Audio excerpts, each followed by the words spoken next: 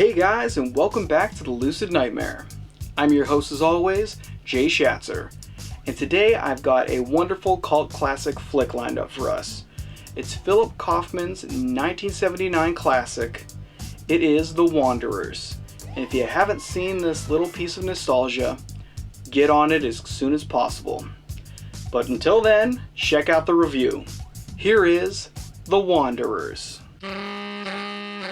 The Wanderers is an outstandingly nostalgic coming-of-age flick, which drenches itself in the urban concrete jungle of early 60s New York City. Centralized within the gangland subcultures and the ethnic cliques among them, this sweeping comedic tale features a heavy dose of high school angst, rock and roll greatness, and above all, an immensely great sense of fun. Totally lambasted in a constant state of cool, The Wanderers is a fantastic retrospect on the rough and tumble turf wars of days long past. The film follows an Italian gang of street toughs called the Wanderers, comprised of a tight group of high school-aged friends.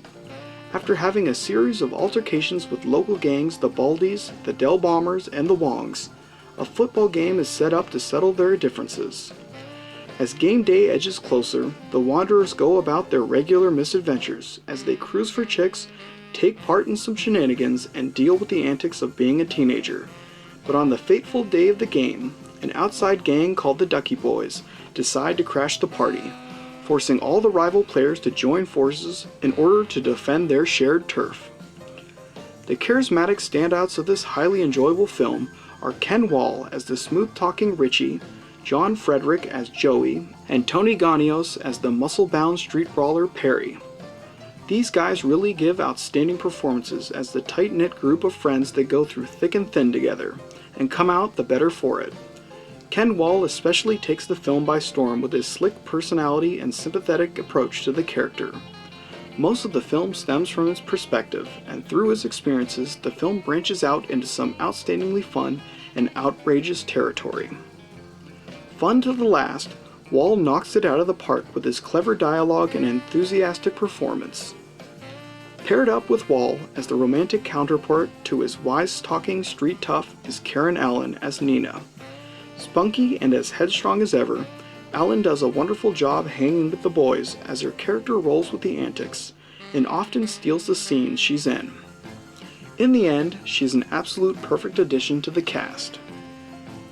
The greatest asset of the production, though, has to be the nostalgic atmosphere of the film. From its rocking 60s soundtrack featuring iconic songs like Safaris's Wipe Out, The Contours' Do You Love Me, and of course the anthem of the movie, Wanderer by Dion, to its pitch-perfect retro visuals, the film is a classic look into the lives of early 60s youth. From the hilariously comedic moments to the down-and-dirty brawls that come about when various gangs clash, everything is filmed with a great sense of fun and adventure, bordering on epic proportions.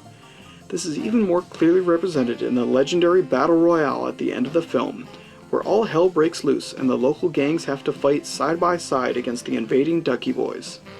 It's a perfect closing to a tremendously enjoyable film, and it is one that will stick in your mind for years to come. In the end, The Wanderers does everything right. It captures the era and overall tone of being a youth born to break the rules. It's bombastic, entirely rebellious, and wholeheartedly genuine, and its vivid portrayal of life in 1960s New York City. Infinitely enjoyable and highly rewatchable, The Wanderers is a cinematic treat that you can't let slip by. From beginning to end, it is a ridiculously entertaining ride, and you can't ask for much more than that. The Wanderers is a coming-of-age classic. And guys, that is the ridiculously entertaining and ultimately classic The Wanderers. One of my absolute favorite flicks, and just extremely enjoyable. But guys, that's it for me today. Hope you enjoyed that one, and I hope you like what I'm doing here. If you do, please like and subscribe. And if you have time, leave a comment below because I'd love to hear from you.